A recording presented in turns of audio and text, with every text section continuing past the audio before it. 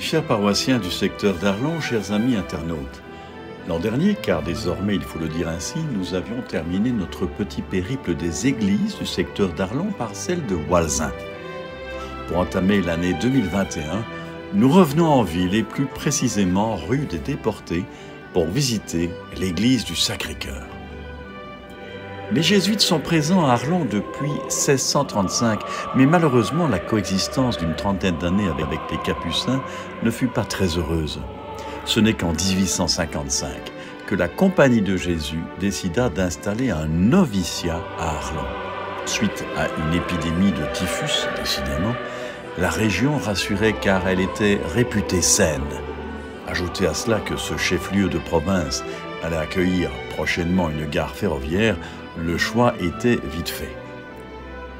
Mais tout projet, fût-il hautement spirituel, nécessite des fonds bien concrets. Une majeure partie du financement fut apportée par le vicomte Marie-Albert de Curel, un ancien officier de cavalerie, et la vicomtesse, née Pauline de Wendel, fille d'un industriel lorrain.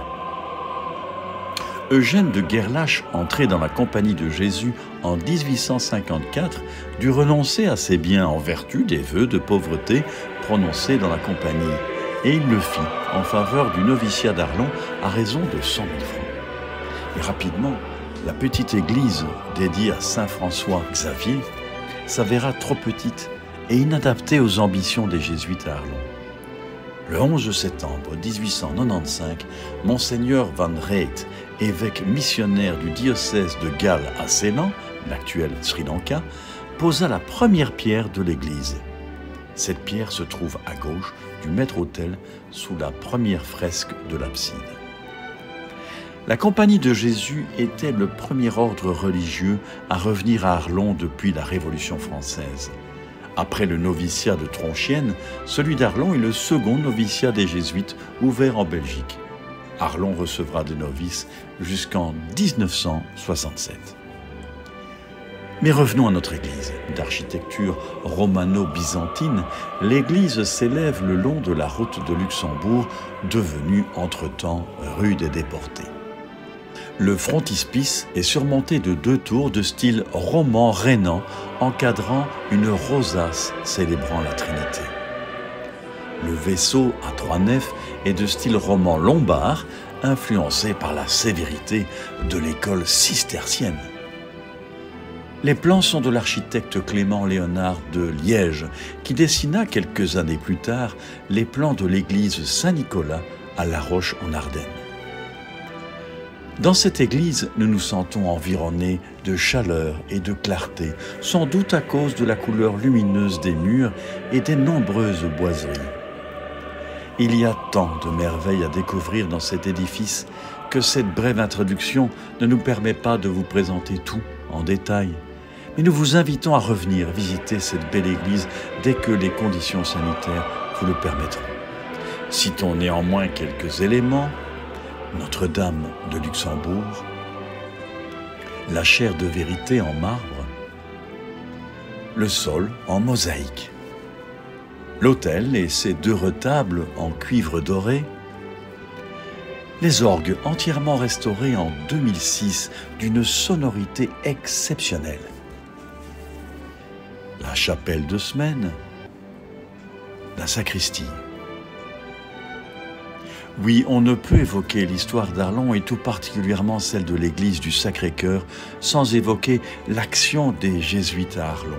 Citons quelques réalisations. De nombreuses congrégations et retraites, un club de football, l'Union Saint-Georges, qui joua même en division 2 nationale, de nombreuses conférences scientifiques et religieuses, l'assistance aux pauvres par des collectes personnelles, une bibliothèque publique, un pèlerinage à Notre-Dame de Clairefontaine où les jésuites avaient leur maison de campagne. Terminons cette présentation en évoquant de manière tout à fait partiale 2 pères que votre serviteur a connus et appréciés dans des contextes très différents. Le père Camille José, qui fut professeur d'histoire aux facultés universitaires de Namur, et le père Metz, qui fut le chapelain de Frassem. Désormais, l'église du Sacré-Cœur appartient à la commune d'Arlon et les bâtiments de l'ancien noviciat sont gérés par la FUL, devenue depuis 2004 Arlon Campus Environnement, rattachée à l'Université de Liège. Une aile complète du bâtiment a été démolie pour y bâtir à la place un hypermarché. Enfin, qu'il nous soit permis de remercier Monsieur et Madame Béchet-Lambé pour leur remarquable livret de documentation sur l'église du Sacré-Cœur à Arlon. Monsieur David Collin, conservateur du musée Gaspard, pour ses explications passionnantes sur l'histoire des Jésuites à Arlon, notamment dans le cadre de l'exposition temporaire Les Jésuites à Arlon. C'est dans cette église remplie de la présence historique de la communauté de Jésus que nous retrouvons Pascal Roger, doyen d'Arlon, pour entendre son 8e message du temps de confinement. Habitants d'Arlon, des villages ou d'ailleurs, mes meilleurs vœux pour l'année 2021. Il est vrai que 2020 s'est terminé curieusement. Nous avons souffert d'un manque, de plusieurs manques, d'un manque cruel. Manque de santé d'abord, c'est bien sûr le premier qui nous vient à l'esprit, mais aussi manque de proximité, manque de contact. Pour tout le domaine du travail, c'est le manque de perspective, le manque de revenus, le manque d'activité, avec toutes les conséquences pour la vie familiale. Dans tout le domaine des soins aux personnes, c'est le manque de sécurité, le manque de temps aussi, tellement la pression a été importante sur le personnel de santé. Et enfin, bien sûr, et cela c'est pour tout le monde, le manque de l'être cher. L'être cher décédé pour ceux qui sont partis trop tôt, l'être cher qui ne peut pas me rendre visite en raison des mesures sanitaires, ou à qui je ne peux pas non plus offrir toute ma proximité, même s'il est sur son lit d'hôpital ou dans sa chambre de maison de retraite. Vraiment, cette année 2020 a été douloureuse et elle se termine avec ce manque qui reste viscéralement au fond de notre cœur. Alors, nous pouvons attendre autre chose de 2021. Et dans la tradition biblique, le temps est linéaire, c'est-à-dire qu'il s'enracine dans une histoire riche et est tout tendu vers un avenir gros de promesses. On y voit évoquer la notion de progrès, la notion de croissance. Il ne s'agit pas là de progrès scientifique ou technique, ni de croissance économique, mais de progrès et de croissance en vue du meilleur pour l'humain. Eh bien, à l'aube de cette nouvelle année, je vous souhaite vraiment une année riche et belle qui tienne ses promesses. Voilà, alors je me permets même l'audace de vous souhaiter une année pleine de plaisir. Vous allez me dire, le plaisir, voilà quelque chose de bien suspect. Et il est vrai que si on en fait le tout de son existence, si on se laisse envahir par cette seule perspective, ou qu'on se laisse aller au repli sur soi, effectivement, on a des raisons de suspecter le plaisir.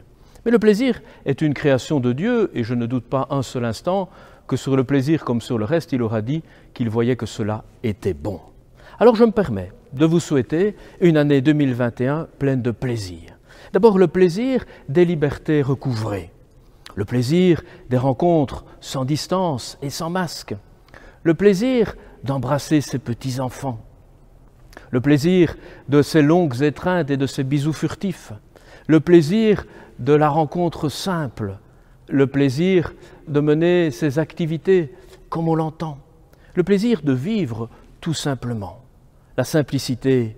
Oui, si nous tirions les enseignements de ce que nous venons de vivre et opter vraiment pour la simplicité, ce serait un gage d'avenir qui en vaut la peine. Alors je vous souhaite, en 2021, de vivre avec plaisir et de savourer le plaisir de vivre. Alors les paroisses du secteur d'Arlon vous offrent encore quelques perspectives pour achever ce temps de Noël.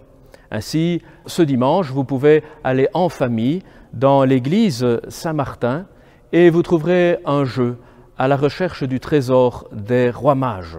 Voilà une belle manière de clôturer ces vacances de Noël, ces vacances d'hiver, et de le faire en famille.